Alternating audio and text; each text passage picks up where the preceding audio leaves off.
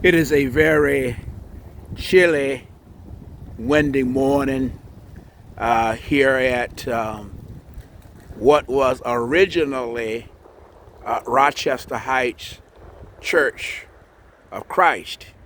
It is now Deliverance Evangelistic Tabernacle of Praise God of the Apostolic Faith. But this building holds a lot of memories for me because when I came, the sign across the top said Church of Christ.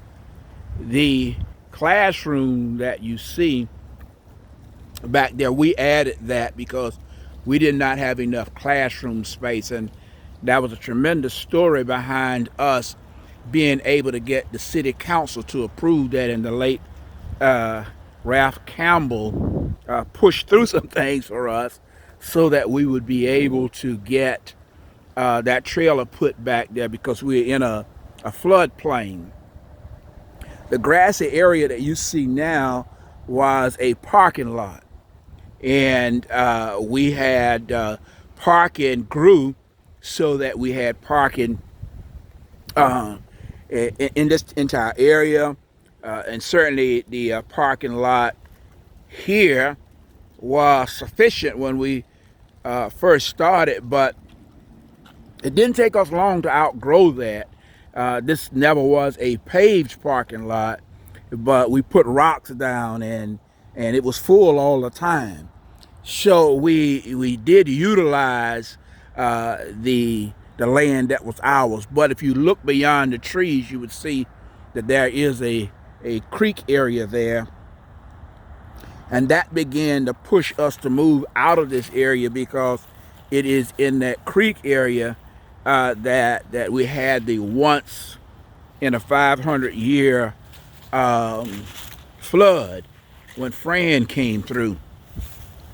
When Fran came through, if you were to have taken a picture, which I did, up to the top of that door, the walkway, where the handle is on the door, that's how high the water was. And I walked out here, and this water, it was flowing with, what am I trying to say?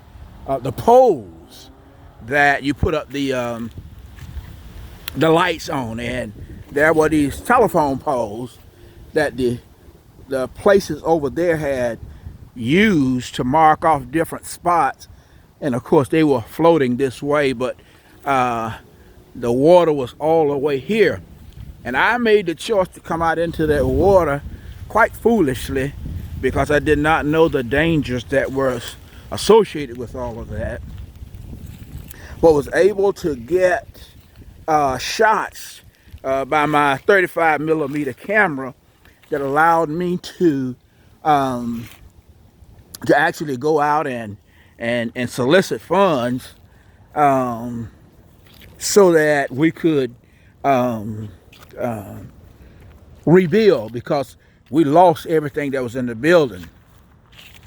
This concrete foundation here, we started that. We had a member who worked in masonry and started that, and obviously the church here completed it, but it was a pathway that we had going this way, and he had some other problems, so his problems caught up with him, and he never did finish the work.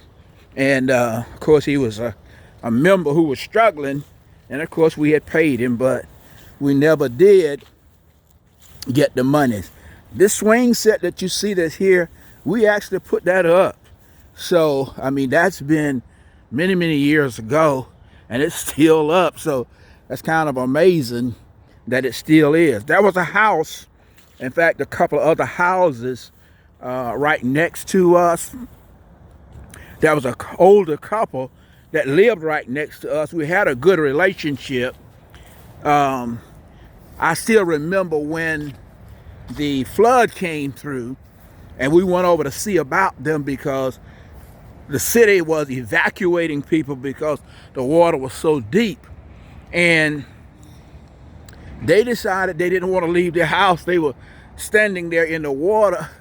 But what really got next to me was after coming over there in all of that water, they had a Cadillac in the driveway, and they asked me to move those logs off of their Cadillac. But otherwise, they were okay. So I was out here in all of that water and all of that danger, moving logs off of his Cadillac. Well, I knocked on the door and asked them if they needed help, thinking I would help them to get out, because we helped some other families get out. We were actually walking in that water, getting the families out of their house and getting them on the boat that the city had provided. So I just wanted to share that where we are now, and this is just one of those stories that came to my mind when I'd gotten up and I wanted to talk and share with the church that we are God's people, and we didn't get where we are at South Central today just because we decided to get there. It's a story behind this, and the story was one of a lot of pain, a lot of hurt, but more than anything, a lot of love. We were built on a church that loved each other. We had men and women working together, and we built some powerful ministries. So our history then is replete with the power of God's love when it's exhibited in God's people. Sometimes when you build a new building and you start to thrive, then people want positions, and they want to take control, and then they want to do the other things. But we didn't have all of those issues here. We had a few of them, but I was a strong dude then, and I just didn't take it. So I will let you know you're going to calm down or you leave, but we aren't having those issues here. And we never had them, but we grew because I was consistent as God's leader, unapologetic, but always deep into that text. I never, ever strayed away from and tried to impose my thoughts about how you dress, how you believe, any of that. But as a part of Rochester Heights, which is now South Central Church of Christ, our standard was you with us or you leave. But if you're here, we have no time for no foolishness. We're about what are your ideas and thoughts that we can put together in a constructive manner with a strategic plan and bring it to life. And almost all of our ministries today, that's how they function, because they were not just an idea that somebody had, but they were the group working together. Once a person put an idea on paper so that we could actualize that. We were a Church of Christ, as I understand Church of Christ, on the move. We outgrew all of this because we remained focused and we developed relationships that will last a long time. So yeah, I just want to give you a peek back at the foundation for today's South Central Church of Christ. Many memories of what God has done and what he was doing. I made a commitment to God when I came here that I would move us out of this site. I would give us a new name, and I would give all of this to honor him. That nobody was going to run me away. Nobody was going to threaten me, withdraw. They weren't going to do anything because they didn't put me here, and they weren't going to move me. So my commitment was to the Most High God that if you empower me, if you keep me standing, I will stand to the end. And I've been blessed to be able to see that come into being. I don't know what the future holds, but this was just a little glimpse in the past. Stories of God's power, God's love, and God's mercy. Brother Michael L. Dublin Sr., formerly pastor of Rochester Heights Church of Christ, but now South Central Church of Christ, November the 29th, 2021. God bless and keep each of you in everything that you are, and stay focused on the reality of loving God.